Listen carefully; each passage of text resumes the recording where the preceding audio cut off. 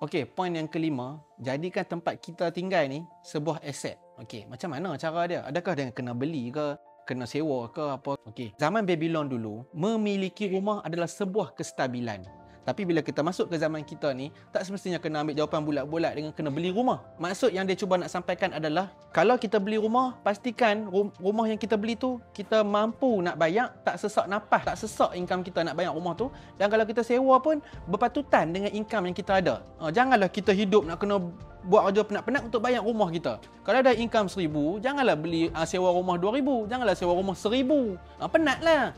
Poin yang keenam, sediakan income untuk masa depan. Kita sedia tahu tenaga yang kita ada tak selamanya macam ni. So kita kena prepare income yang kita ada ni untuk masa depan. How? Macam mana nak manage? Satu contoh, insurans. So kita ambil plan insurans apa-apa, plan pencen ke, plan kesihatan ke. Sebab kita kena sedar, kita tak kuat selamanya. Okey, ada simpanan jangka panjang, dana pencen. Semua ni jadi payung untuk kita masa hujan nanti.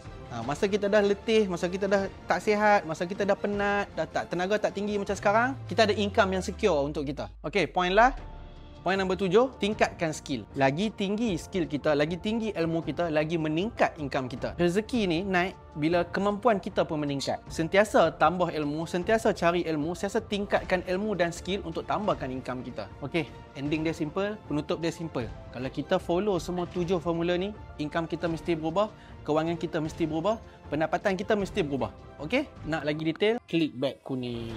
RM15 untuk ilmu ni, hampa sendiri nilai.